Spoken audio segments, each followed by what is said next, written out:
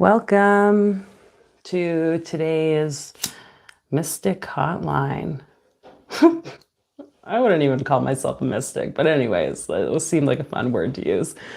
We're going to, get into a bit of a Q&A on questions tied to spiritual questions, magical, mystical, whatever might be on your mind. I have some questions from some of you, just some that I have written down and kind of was contemplating maybe answering, and we'll kind of just see, I guess, where we go, what shows up. So if you do have anything you'd like to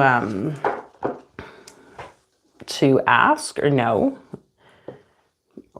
this is about us, like, I guess, co-creating, collaborating together, okay? So I'm not here as this like magical guru. I'm also a student and a teacher, just like you. So my life experience, lived experience, the things I've learned and studied, I will take what I know and share it in the way that maybe could be the most applicable. And also all of you come with your life experience. So please see this as, like, again, this co-creative kind of container where we get to all contribute. And you get to take what you will and leave what you want to leave. And this isn't about telling people how to live their life. This is about kind of like I guess, having a discussion. Okay, so now that ground rule stuff is kind of out. Hi, Meredith, darling. Hello. Nice to see you here. I have your question here, so we will get there. I think I have it as like number 2 or something. So yeah, I guess where I was coming with this was just like, it feels like there's definitely a desire for people to really, they have questions. And I guess someone had told me, like, Foley, I feel like you know a lot of things. And I have had my experience, so I want to share what I know, share a bit about maybe some things to be aware of, especially on this like spiritual journey. If you're someone who's going through like a spiritual awakening of sorts, this may be applicable for you. Okay, so the first question is, why do spiritual awakenings feel so isolating at times? Now, I don't know how many of you have gone through some type of like spiritual awakening, spiritual emergence or emergency, a dark night of the soul. These experiences of our humanness are so vital. And, it's like, it's this part of the journey, I guess, of us being here, being human, being these conscious beings. And this, why is it isolating? I think we have to take it a step further back, kind of to like, why do we even have these spiritual awakenings? I had my spiritual awakening, I would say, in like 2015, 2016.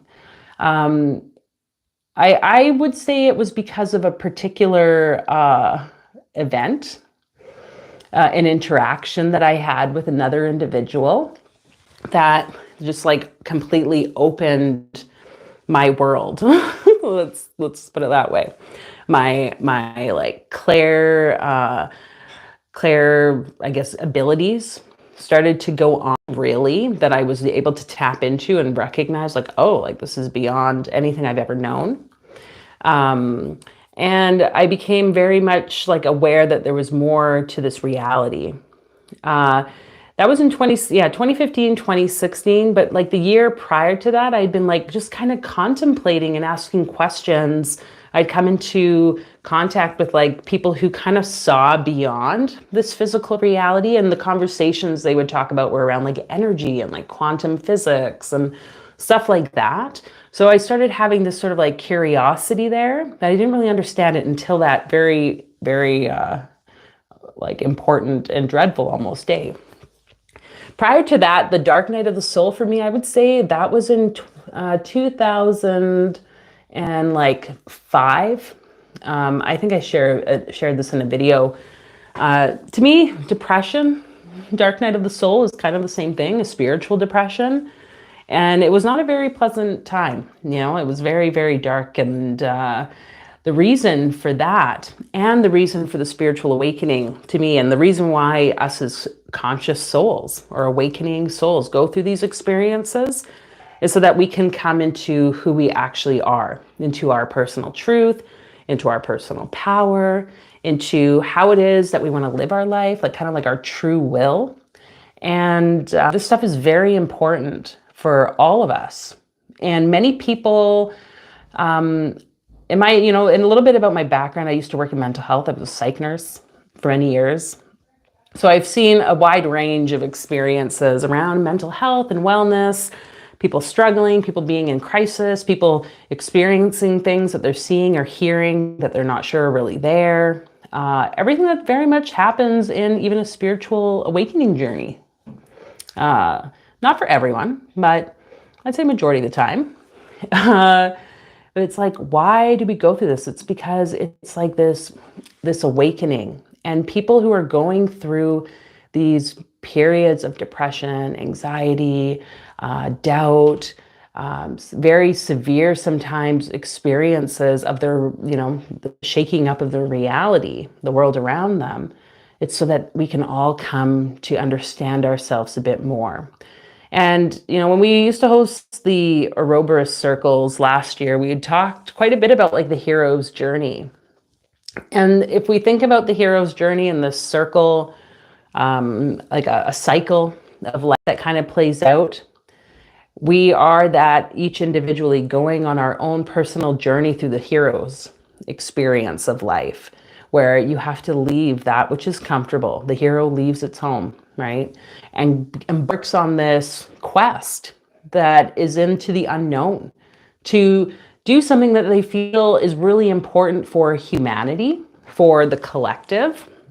And if you're not sure what I'm talking about, if you've seen the movie like Lord of the Rings, it's like a perfect example. That's based on the hero's journey. There's something here where we're being led out of what we know into the depths of the unknown, that like kind of like underneath world where everything is starting to fall away. We don't know what we're doing. It seems really confusing. Sometimes we want to like escape it any means possible, whether it's, people literally exiting the world or people just returning back home sooner than going through the entire cycle. Okay. So we need to go through these experiences, these ups and downs, these challenges, these wins in terms of our spiritual awakening, because this is how we grow into who we actually are authentically. And so why is it these spiritual awakenings feel so isolating at times? Tomorrow there's going to be another occult cast, Living Magic occult cast episode coming out, and Britta, who does focus on human design, Akashic records. We talked a bit about this towards the end of the interview. So I definitely encourage you to check it out tomorrow when it comes out. Hello, people. I see there's lots of comments. Hi, Rahul. Hi, Staunch Wheat. PG. Yeah. Anyways, the concept here of this awakening being isolating, because it's like the caterpillar and the butterfly. What happens to a caterpillar when it is about to form into that beautiful winged creature that we all very much admire? I would say, unless you have maybe like a butterfly phobia or something.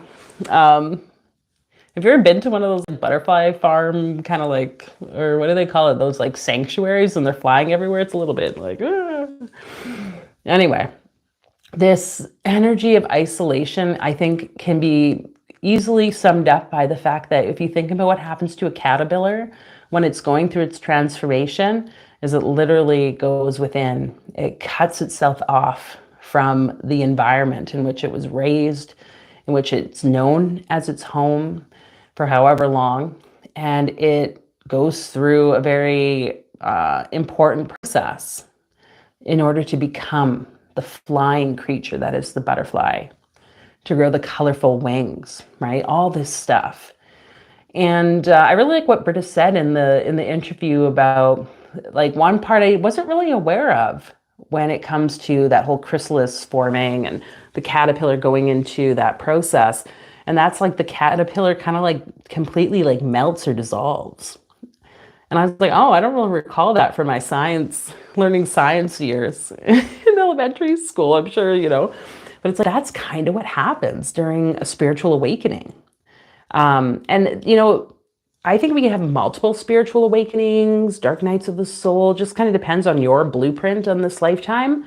They can all look very differently too, They're not always going to be so intense, but that concept of the isolation, the cutting away from the rest of the environment is almost like so important so that you can become who you're going to be without any influence from others.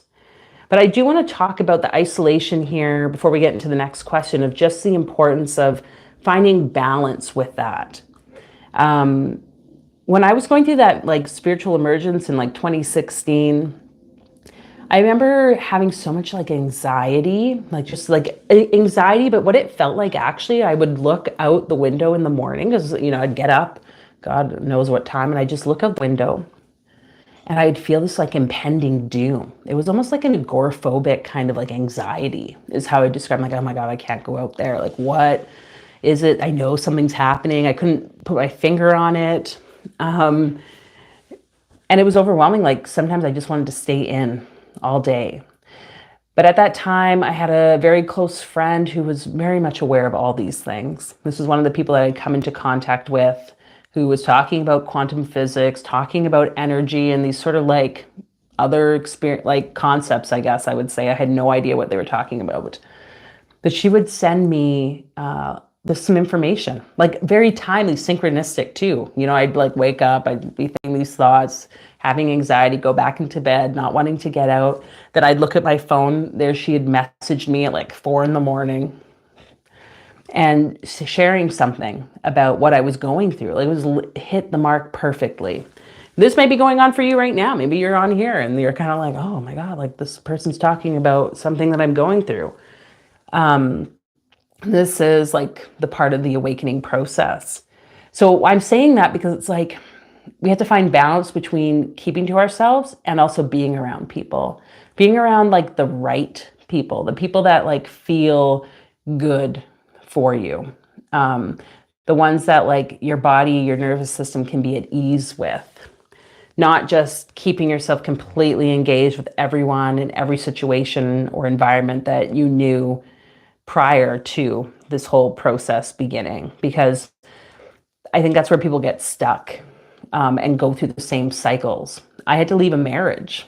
Like, I couldn't like stay in my life. And that might not be your situation. I'm not saying everyone has to end relationships, because I do believe people can both, like people in relationships, say partners can be, or family or friends or coworkers, whatever, can be all on their own parallel sort of journey, all moving consciously in the kind of same direction. But if people aren't, like you're gonna, as you go on path, right? Like people are gonna have to go on their own way, or the energy, the frequency doesn't match. And that's why some of these things happen. So if your frequency is changing because of a spiritual awakening, of course, you may find yourself being in a different plane. Not that higher, lower is better or worse, just noticing, you're at a different plane, a different location, I guess, on the map. And it can feel way more isolating. Okay, I'm reading some comments. Hi, Joanna. I want everyone to pray to the Almighty Emperor Selassie. Well, I guess if people want to pray to that, whoever wants, go ahead. I don't like to be around people because everyone is fake. Yeah, interesting. Yeah, I think sometimes those thoughts can, the experiences of noticing the differences in people's focuses, their values, things like that. If it doesn't align, then there can be like a disagreement internally for us. And that's about finding our tribe, those people who resonate. So I totally hear that. Meredith, you're such a good impromptu speaker. Do you have planets in Gemini? It's not easy, but you're great at it. Oh, thank you. Thank you for saying that, Meredith. Because like in the interview, I don't know, I'm finding when I'm interacting with people, in like the interviews, like the occult cast interviews more so lately. I definitely find myself being like more awkward and not sure what I'm saying, where I wasn't always like that. So I've been sitting with that. In terms of the planets in Gemini, I'd have to look at my birth chart. Don't think I have it on my computer. It's in one of my binders somewhere. Maybe I will share that another time. But nothing that I can, oh, my phone's right here, so I can't look up my chart on the phone. But what am I? Scorpio sun, Aquarius, no, Aquarius moon, Libra rising. That's what I am. So yeah. People don't have values. It's like everything they say and do is fake. Interesting, Joanna. Yeah, this world's definitely showing us some ways of how do we show up with integrity ourselves? How do we show up so that we're in our most authentic way of being? And these are all things that I think it's part of that spiritual awakening journey. So we're going to like kind of move on to the next questions. I kind of put down here the paths, like what it may include for you.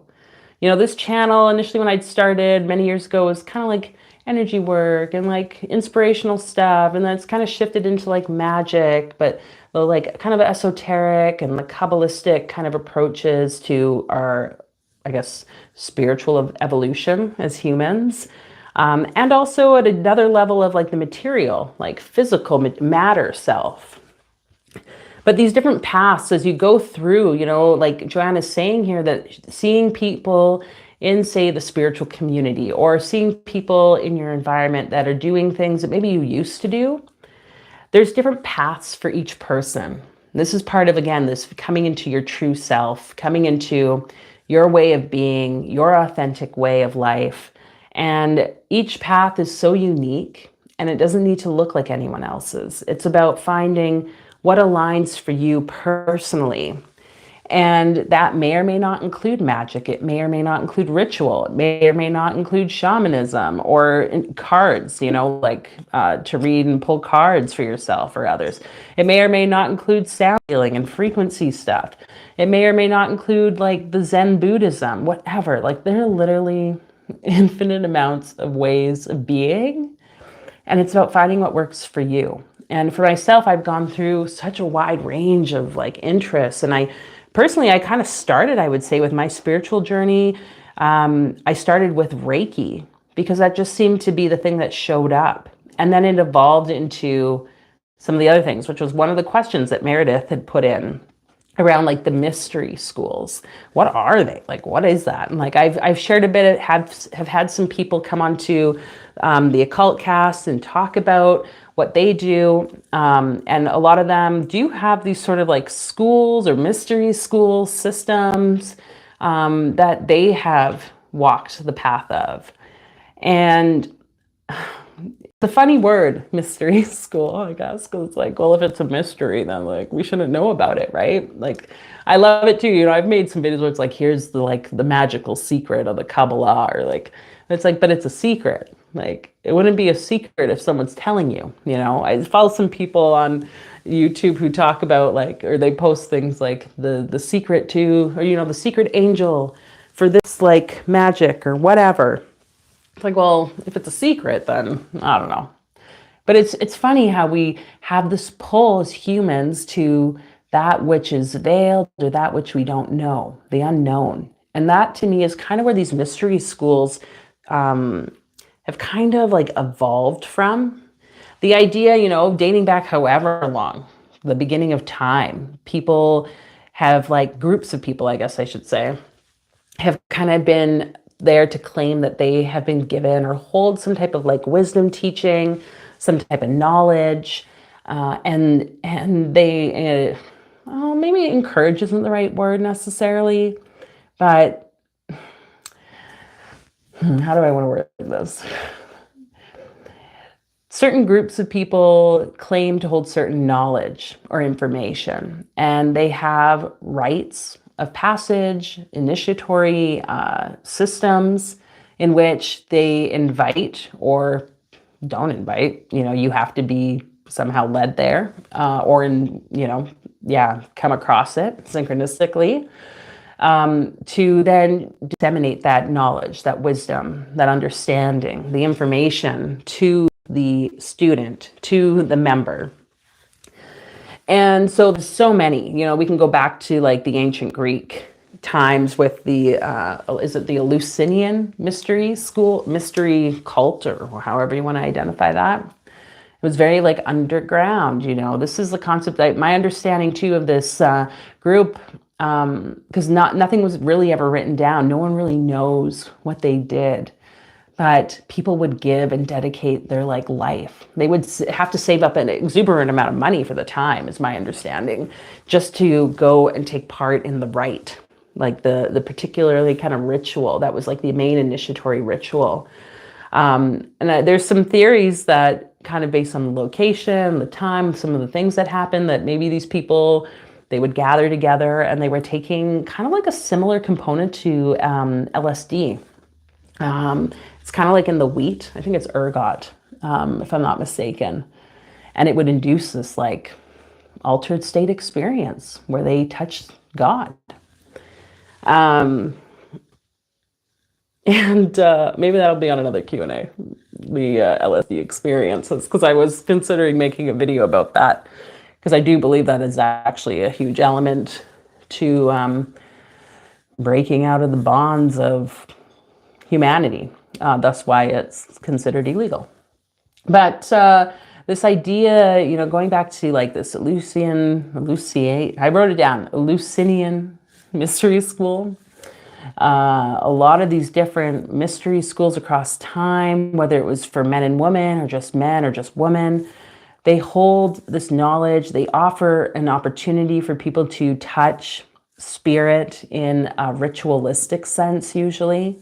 And they pop up everywhere. Like I even me, I'm like, oh, like I'd love to like create like a school system. Is it a mystery school? I don't know. Like, I guess everything can be veiled. Then there's also like the 21st century spiritual concept where you're saying, Joanna, like, well, who doesn't open a mystery school? I've been part of a variety of mystery schools, or somehow found my way into groups of people. So I'll list a few of them, because it doesn't matter to me. The first one I ever came into contact with was the Modern Mystery School. I believe they're based out of Toronto, like Ontario, Canada. You can look them up. They have a very beautifully articulated, I guess, system or model in which they advertise. And I can't really talk about the things that I experienced with them or learned, because, they'd probably sue me if I did. But like, I don't know if they'd actually sue. I just find that funny to say. But like, it's their system. And I found it beneficial. I found it quite opening and healing for me. Especially one particular part of the beginning. I didn't get too much involved because this is just how my mind works. Like, I do kind of feel like spiritual practice is meant to be mostly like an individual kind of experience. But, sometimes we got to start somewhere, right? Just a minute, please.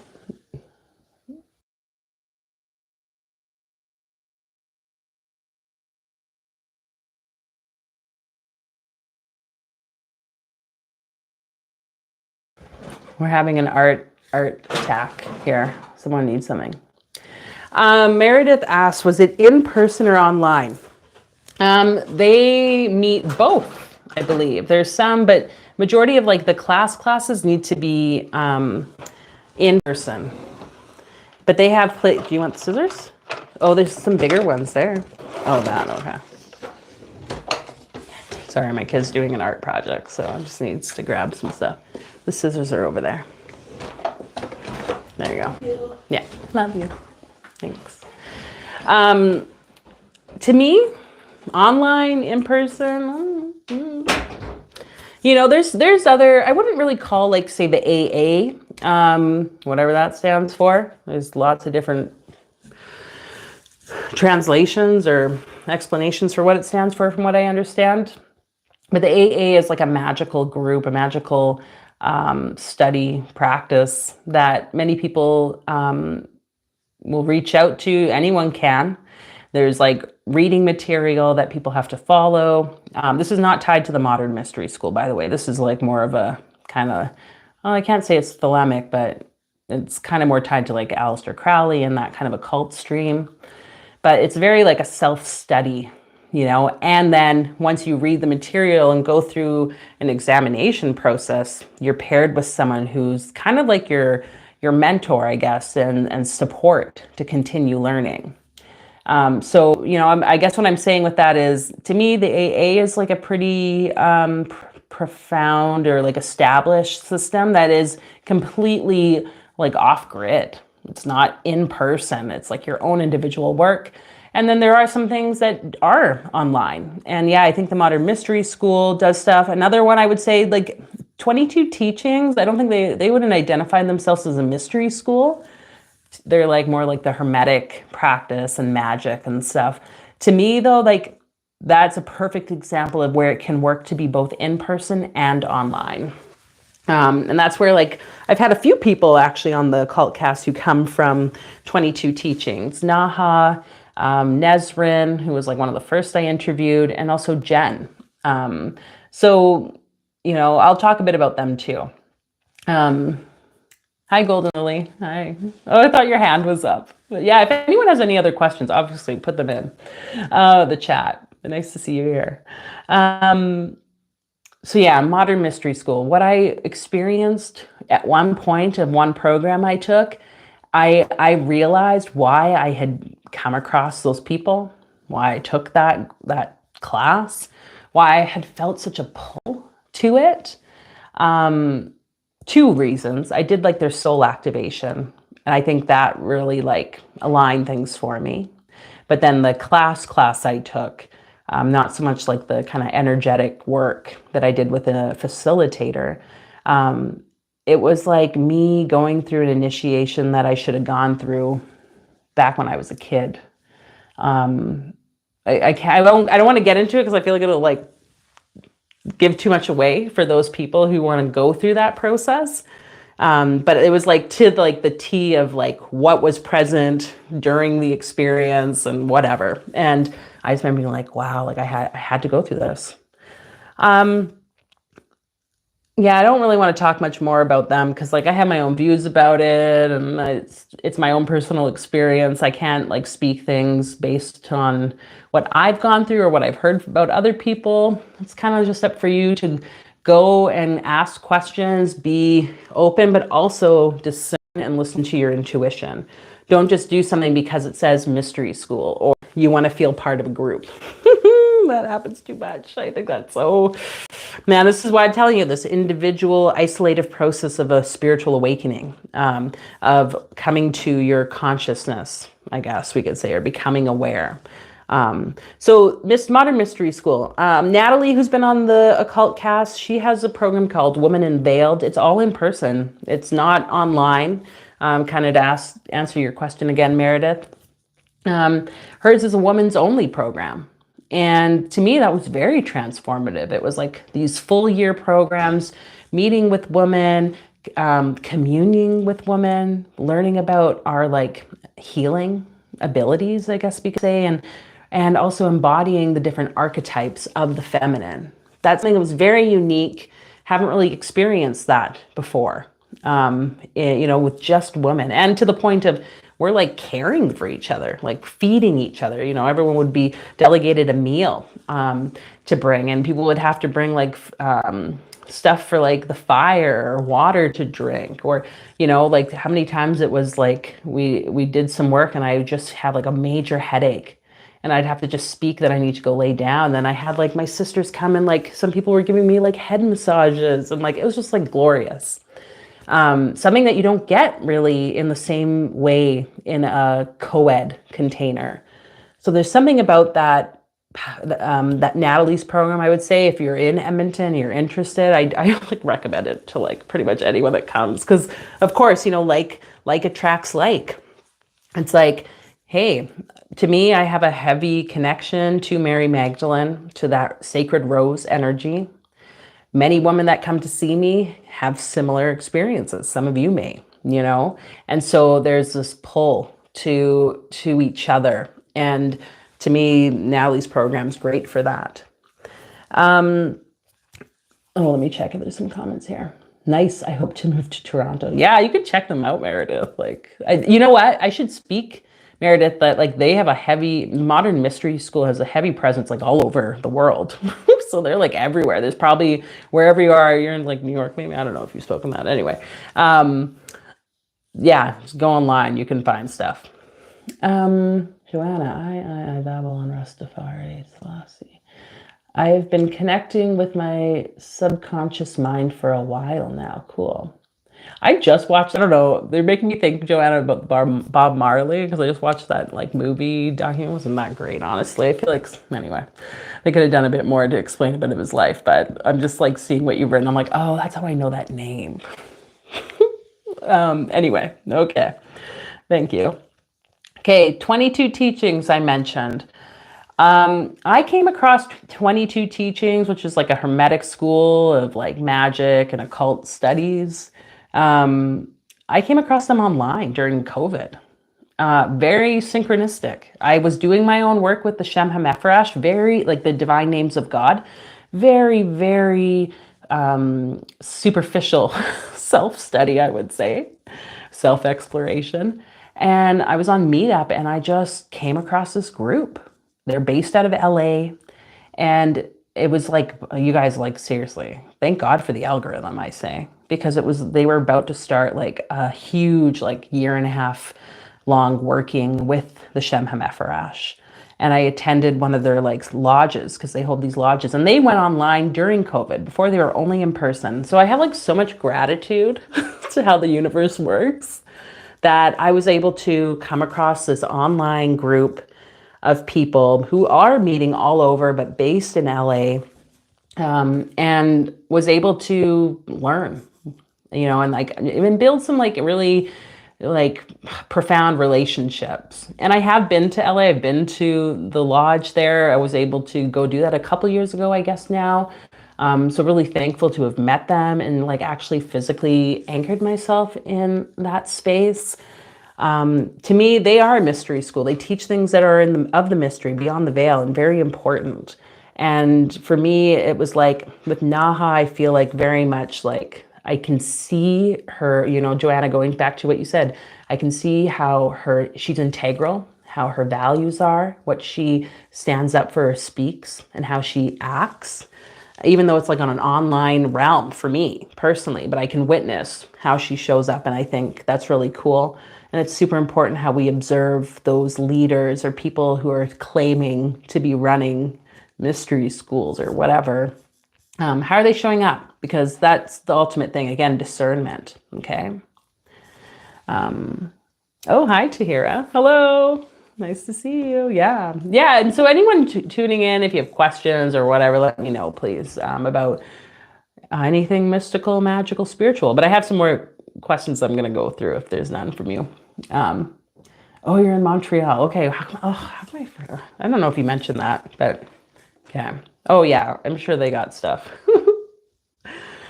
Definitely with Modern Mystery School, I would say like check out some of their healing stuff. They had like something, what was it called? They have this like very particular type of Reiki energy, and Sophic Reiki, I think it's called. Man, that's so powerful. Like I did a group one. I never did a personal one, but like, whew. And the soul activation for sure. If you're feeling like you're like, oh, I just need something like move, like I would say soul activation. But again, discernment, it's your life. So yeah, that's a bit about the tree schools, some things, which ones I've kind of come across. I continually come across new ones online, but you know, yeah, you'll know, you know, you'll feel the pull towards what wants to take you. And this kind of leads to like the next question I had written down. Hi, Chelsea Daly. Oh, a new subscriber. Cool. Nice to see you here. So what about this concept of, can I practice magic if I come from a religious background or feel conflicted? I feel like it ties to that because to me, my whole journey has been growing up in a very religious, like Christian home, like Protestant, Pentecostal Christian. My parents are very adamant on where my focus should be. And so when I went through like these spiritual awakenings, especially that like spiritual emergence 2016, like you guys, like imagine like here's Fola who used to just do like people pleasing. Yeah, you tell me what to do, I obey you. Even though as a kid I wasn't like that, but like over the years I just masked myself so much to just like appease my parents. But in 2016, when I had the things happen, which I maybe have to talk about another time, like specifically, I think I have a video about it from like long ago if you want to look it up. But yeah, it was like I became a completely different person. I was looked at as like really like not mentally well. I was in like the devil's work, even still, I guess I kind of think that. And it like led to some conflict because I was always interested in magic, in the occult, in these kind of like other concepts around spirituality. I just didn't know how to go about doing it. There was a lot of like programming that kept me stuck in the belief of like, and still it's something I've had to work through over the years and probably will continually work through. Let's be honest. Like I sometimes come up against the, oh, is this like actually wrong? Am I doing good? Or am I like, will I be judged like properly or rightly?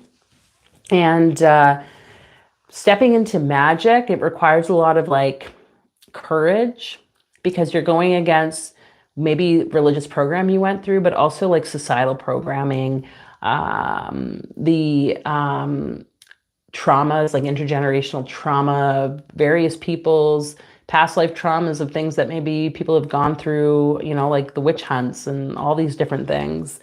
And it may bring up feelings of like, oh, I just don't know if I could do this. Okay. But this is where some of the things that I've used personally that have helped me kind of overcome these conflicts or doubts or fears. I would say a really, really big one that first came was working with the goddess Babylon. I did a ritual with the red goddess. Not really knowing what that entailed. I remember when my friend and I did it together, actually, online. She was in like Vancouver, but she had shared this ritual. She's like, okay, we'll do this. And I read it and I was reading what was written, like words we had to say. And I was like, oh my God, like this is everything I like, no, I shouldn't do. Is this safe based on my programming? But something was like, you have to do it. Like you just have to break. And I remember that night I woke up.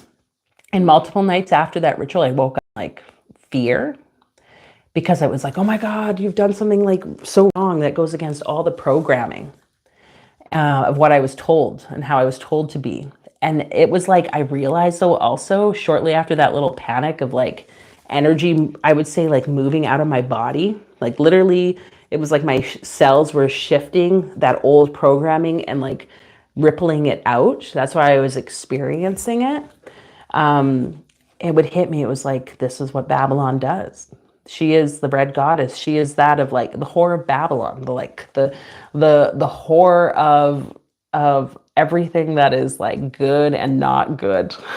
Like she's the embodiment of our light and our dark and can help shift the mindset around these religious programs, especially for women, the feminine, but I think for anyone. So stepping out of the bonds of what's holding you back from being your authentic self. And that's why I wrote a book about that. Some words that I guess were channeled through some like very simple steps. The link should be in the description. It's called Living the Great Mystery, Words from Babylon. If you're interested, it's on Kindle. I think you can get actually a paper copy too, ebook, or yeah, paperback copy. Just a simple book, because to me it was like so profound to shift out of that like program, okay? Other things that have helped are like tapping, the emotional freedom technique, where you like, you can find these videos online, break out old patterns. Sometimes I literally just do the tapping. I won't even say anything. I'll just feel what I'm feeling and, move through those points.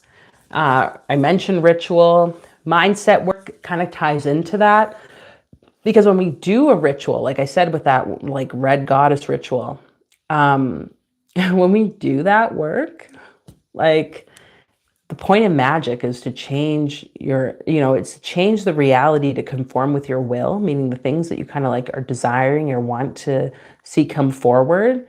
But what's required there is a shift in your mindset, a shift in how you're viewing your reality. So when we do magic, we're going to have this ritual coming up on Sunday for the new moon, if you want to join in. When we do the magic, we're asking the intent of like, hey, maybe I'd like to see this thing show up in my life. What it does is, in order for that thing to show up, there needs to be a shift in your awareness, a shift in how you're thinking, how you're speaking. And the magic, and I think the reason why people are so scared or conflicted about it or doing it, is that it can be scary and overwhelming to have those thoughts shift, because that means you have to be aware that you're thinking in a particular way, acting in a particular way. That's that kind of like shadow. So magic kind of creates this shift where you get to do a thing, shift the mindset, and then receive your outcome. So the mindset work's a huge part of the ritual itself, can help with shifting out or breaking out of these conflicts around religious programming that might be holding you from stepping into a magical life, living life on your own terms, being your authentic self. And this could go even further into things like anti-baptisms, which it's not for everyone. I say modify it. Like some of the things I've read rituals people will do, it's like, I don't really agree with peeing on a Bible, or like, doing some really like blasphemous things to holy text, because I consider the Bible a very important book. It has so much knowledge, and the stories are like so rich from a magical perspective. Like you guys on here know I talk about this stuff often. I'll tie in Jesus and all sorts of things because I am very well read in the Bible. And so this goes into the last thing of like forgiveness work. I used to go to church and have such like a hatred and be like, oh my God, these people have done like horrible things, and they say one thing and they do another, like no integrity, no values, kind of like you're saying, Joanna. But then it got to a point where I'm like, wow, like I just have to see it for what it is. And everyone is struggling. Everyone goes through ups and downs. And the forgiveness work, forgiveness towards self, forgiveness towards others, towards my parents, towards the church, society, whatever. All this stuff is about ultimately finding a balance. And for me, I feel like I found a balance within my Christian beliefs and my magical beliefs. Whereas before I'd kind of feel like, oh, I should like hide things. I feel like it's like, well, I'm just who I am. And I do believe in Jesus and concepts. It might not agree on like the same way in which other people perceive, Jesus. And that's fine, because everyone has their own unique way of viewing it. But what's your balance? There are things like Christian Kabbalah, these Christian Gnostic paths. There's like so many different ways you can combine things, or that they've already been combined, so that you can step into your true way of being within spirituality and spiritual practice. So that's just a bit of what I wanted to say on that. I'm going to look at comments. Okay, Chelsea, I saw your comment. Welcome here. Joanna, do you work with tormented spirits and totems? I wouldn't really say I have a concept of what totems are. From maybe if you want to explain what you mean by that. But I can definitely go into this a little bit here. Tormented spirits and totems. Oh, let me read the rest of the comments. I love this question. I know this so well. Love EFT. I'm in a few communities. Highly recommend. Oh, cool, Meredith. Yeah. Oof. EFT tapping is just like so like gets things. I love how like just start yawning constantly. It's like, okay, things are moving. Check it out, you guys. Just saying, if you want. Okay, anyways, do you work with tormented spirits and totems? There's something about the word tormented that I think is kind of like sitting with me a little off, or something. Yeah, something like that. I'm kind of curious what that is. But I personally have received training in a few different modalities around working with entities. 4444, that's funny. working with possession, dark entity attachments, however you want to call it. I kind of started a lot of that. Well, I mean, I would say my psych nursing work was kind of like some of that, but I didn't really know what I was doing, just holding space. And then I got into the shamanic work and working kind of in that realm, taking training as like a shamanic practitioner on how to do entity removal and hold space, using a variety of like medicine tools. And then I got into the compassionate depossession. And I think that's what kind of shifted my mind. So when I'm seeing that word tormented, it's like, with compassionate depossession, which I believe it's Betsy Bergstrom, I think that was her last name. She kind of created this, talking about, you know, I always wanted to take that course, you guys. And then COVID happened, and like they wouldn't do it online before. And I had no way of like making that happen, I guess. But then COVID happened and they moved it online, and I was kind of like, thought you said you guys couldn't do it online, but here we are. And I was feeling happy that that happened. But it shifted my mind on like what it means to be entity, what attachments look like. And I think we had a lot of like negative views about it. Oftentimes it's like these beings have been introduced or welcomed into our lives by the person themselves, created, dare I say, as an aid to life's difficulties. And it's just about allowing the individual with the body and the entities without the bodies to have freedom of choice, sovereignty, and power back. And so there's work that happens to move the energy. I definitely enjoy that work. I would say, like, to me, I liken it to like parts work, just depending on the modality in which we practice. Like compassionate depossession, I'd say, is more like the parts therapy, like internal family systems, as it's known. The shamanic lens, a little bit different because, you know, we're using more like medicine tools to extract entities, or attachments or whatever it might be. Have I encountered darker things? Yeah, I would say, but like nothing really ever.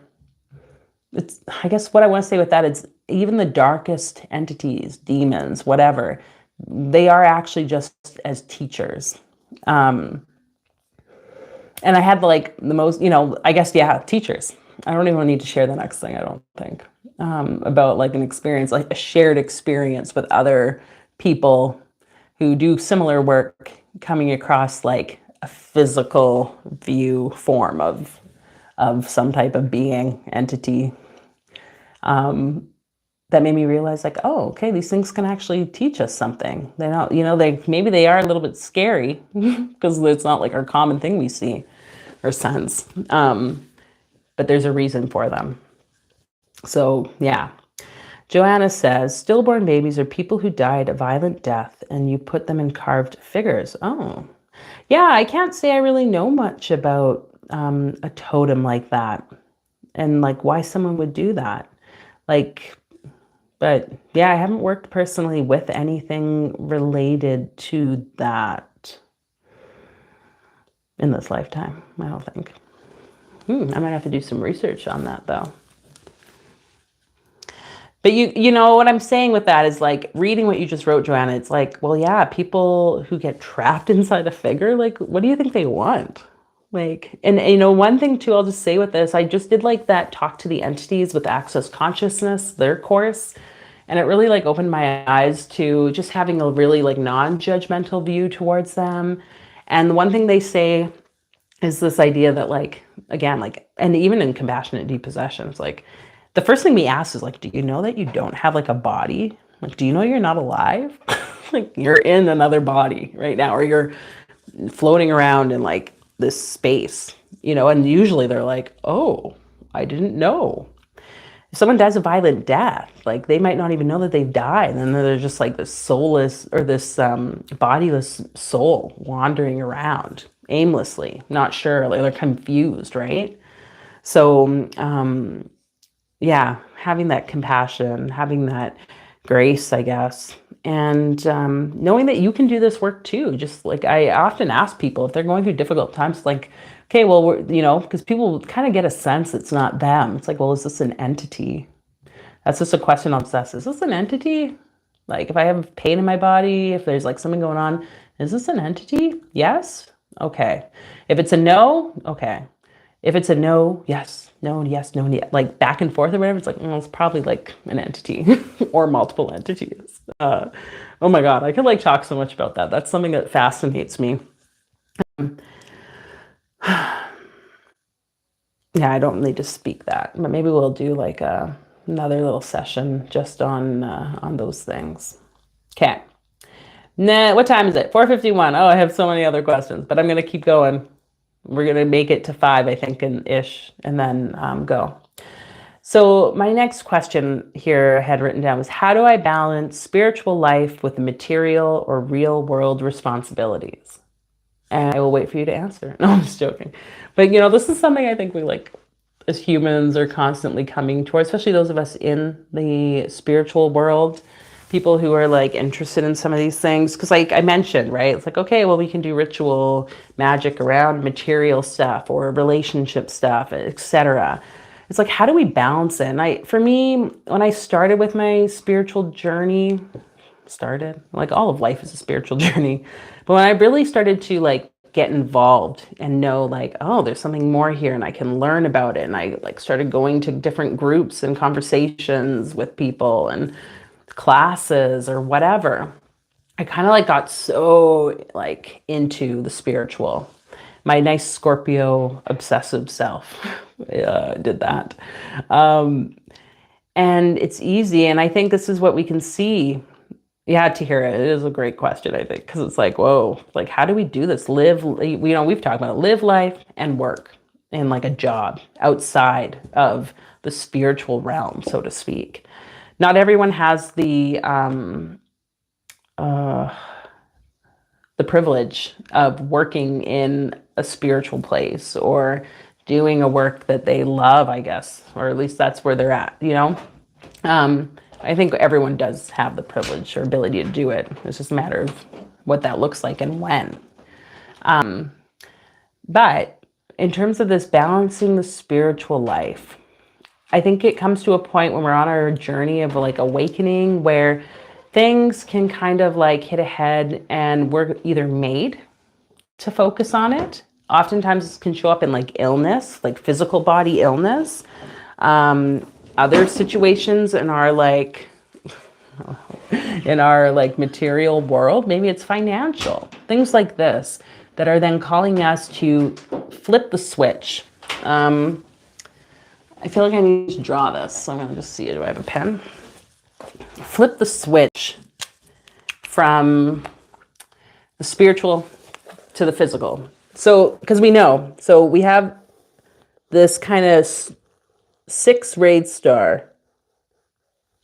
This is the upward facing triangle. This is the triangle of fire, the triangle of spirit. This is that which is kind of directed upwards, right? Like this is our spiritual selves. But it's not just that alone. We need also the material. That's this downward facing triangle, the triangle of matter. Oh, I kind of almost had it. It's like doing a little like wow. This is the unified sense of self. This is like the whole self. So we can't be really truly spiritual beings if we don't have our material kind of world in check. And so 53, there we go on the time. There's something here I think that is about the balance. How do we do this? I think it's literally flipping our perspective, refocusing, allowing yourself to now do the things. Like maybe you need to start going to a therapist. Maybe you need to start talking about your finances or budgeting. Maybe you need to, do something that if you're just focused in the world, like material world, now you need to draw in things that are going to be more in the spiritual. It's about balance. And I've seen it so many times, that's maybe why I kind of was like, oh, mystery schools and all the things.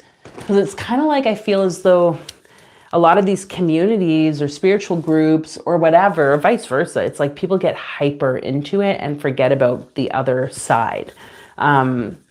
we see it within Christianity even. It's like everything is about God, spirit, the higher realms. And they talk about how negative the earthly plane is. But it's like, no, like God created the earth. Like, why is that? Like, why would it be bad to everything here is like created for a reason?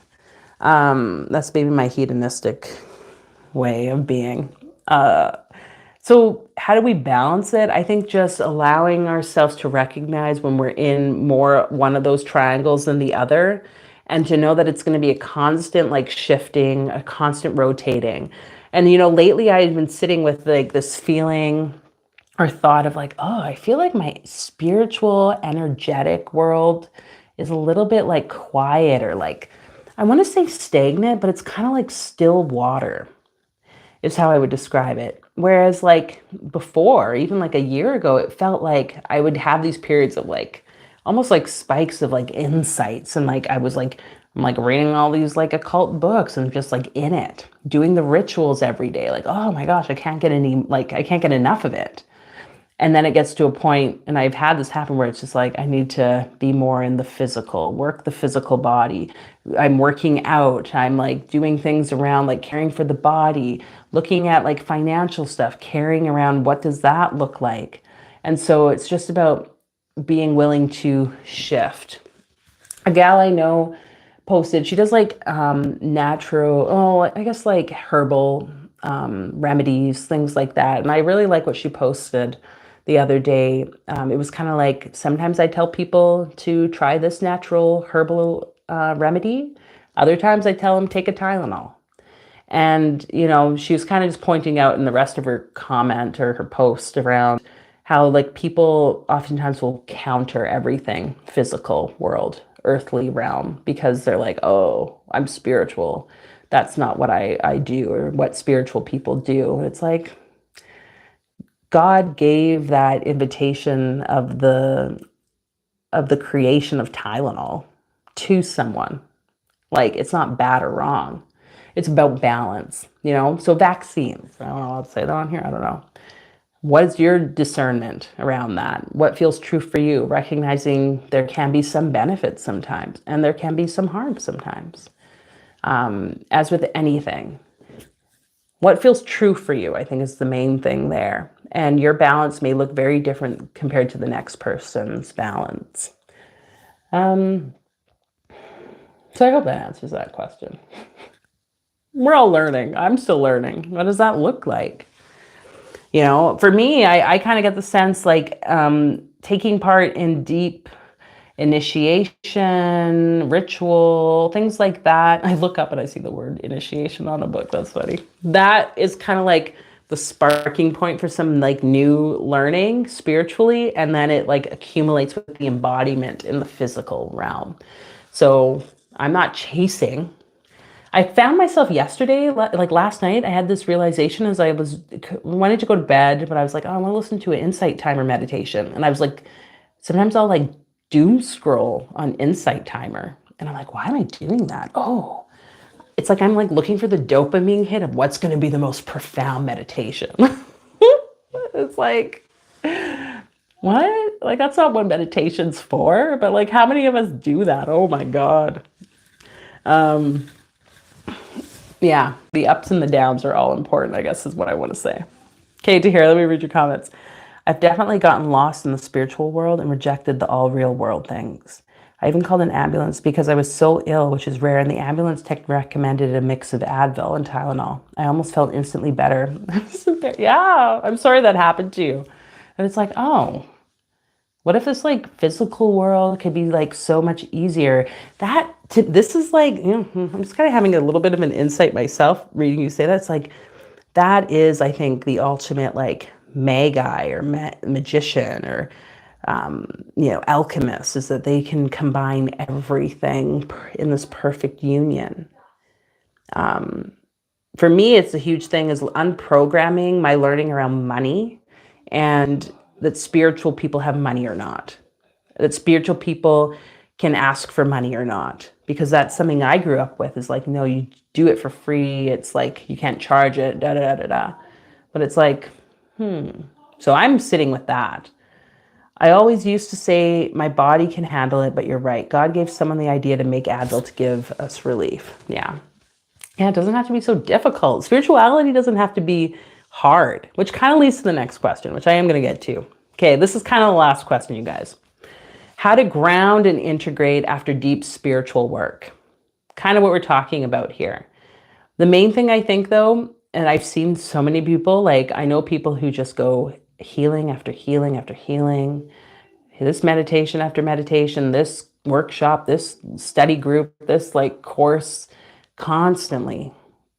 You know, they finish one and then they're back in the next one, like in a few days or like literally the next day. I was there too. That's why last year it was, I think. I dedicated myself to no classes. I was like, I need to stop. Like, just because I'm like, I feel like I've absorbed so much information. I need to just do my own thing. So this pause is so needed. I tell clients this often, like, they're like, I'm not getting the results I want. Da, da, da, da, da. It's like, maybe you just need to stop and literally just be still. Give yourself a week. I say a week because usually when we do like shamanic work or ceremony, our like the motto would be like, wait 7 days, don't talk to anyone about it. Let it just settle within you. It's about like letting it come into your being, embodying what you know, what you've learned, what you know. This is what integration is, from like a psychedelic experience, altered state experience to spiritual work. So take a day off. You might need to communicate this to people in your life, you know, like I personally, when I'd finished like it took me a while to get here, you guys, by the way. This is not like something I just did off the get-go. It would be like I'd go to a woman's weekend or some like weekend, and then I'd come back, and on my Monday I'd have like just people booked. I'd like have plans to go and meet people and do all sorts of things. But now it's been like, take a day off. Usually, honestly, if I can take 2 days off, that's the ideal. So I can gently come back. And you might have to speak that to people. Let your friends, your family members know. Turn off your phone, you know, but like you probably can't just like disappear completely. You know, hey, I'm just like tuning in this day because I just got out of this weekend. Take time off work if you can. Like these things are important because that pause is what's going to help you to really integrate all the things that you've been learning and about yourself, but also about like how, I guess, the mystery is in the world around you. But keeping it to yourself, spending time in nature, journaling, just being gentle is like a great way to integrate anything that's and ground it into your body, I guess, after doing spiritual work. We don't pause enough. We're just constantly going at it. We think we have to make it hard. We think we have to like heal this thing, heal that thing. It's like a lot of what you think you need to heal about yourself is just, it's a distraction. It's a distraction from the greatness that you are. It's a distraction from you living the life that you want to live. We just, yeah, it's a poison, is what I want to say, a poison. So this kind of leads me to the end. Oh, I feel good. I kind of kept it at an hour point about this upcoming new moon ritual. So yeah, you know me, I'm like, I go with the flow, you guys, do this thing. And it's like, okay, the new moon's coming up. How fitting, Taurus new moon on Sunday. So I'm going to be hosting a ritual for the membership here. You can also access that ritual if you go to my website, folaveritas.com. You can just sign up under the events page. You'll have access. It's cheaper to just join the membership, but anyways, whatever, that's up to you. And yeah, we're going to tap into the energy of what Taurus is, that bull, that like stability. You know, my kid's a Taurus, so I'm just thinking like, I don't want to call her stubborn, but like, you know, she won't move unless she wants to move. She knows what she wants. She goes for it. She's like in her power.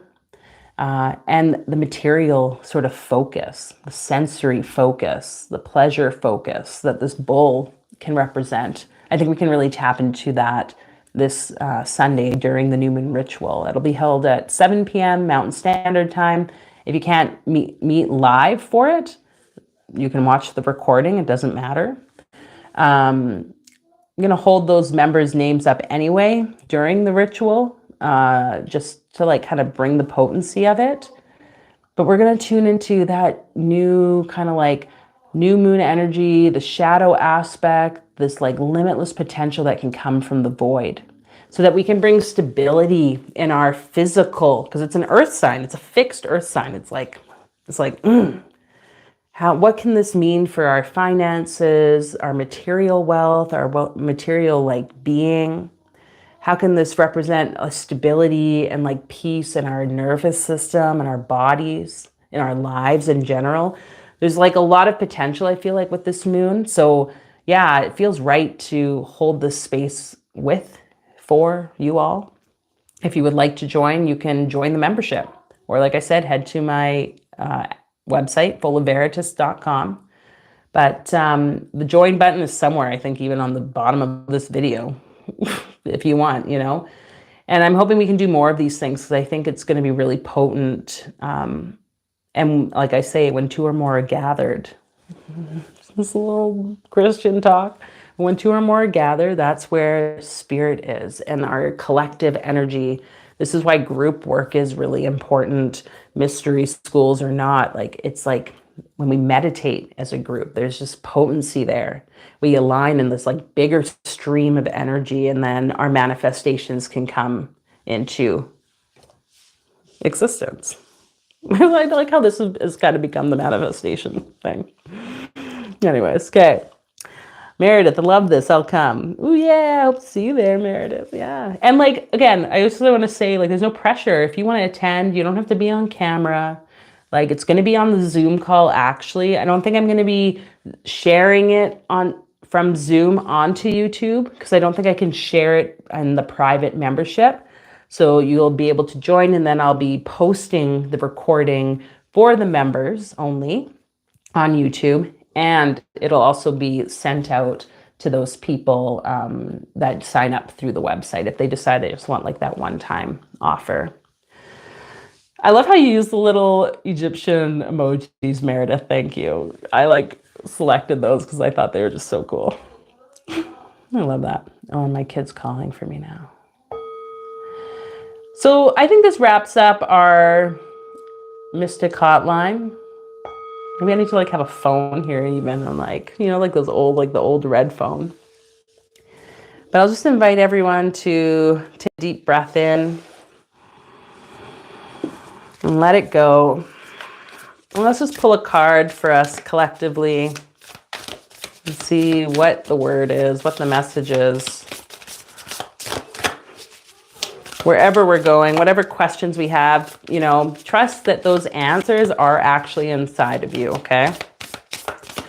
And the spiritual journey doesn't have to be so hard. It can be easy. It can be light. It can be fun. Oh, I want more fun. And it can be prosperous. So prosperity. I love how this is showing like a vortex of gold. It's like streaming up through her and down at her feet. Like, to me, this is that image of that 6-rayed star, the connection above the point and the connection below that point. This is, I think, the prosperity. It's not all about just money or material stuff. It's about everything combined. So how can we bring this prosperity in today and the next few days? I look forward to seeing you guys on Sunday if you so choose to come to the ritual. And if not, next Monday, we'll be doing another live card reading. So yeah, I guess we'll chat then. Thanks everyone for taking part. And yeah, have a great evening. Bye.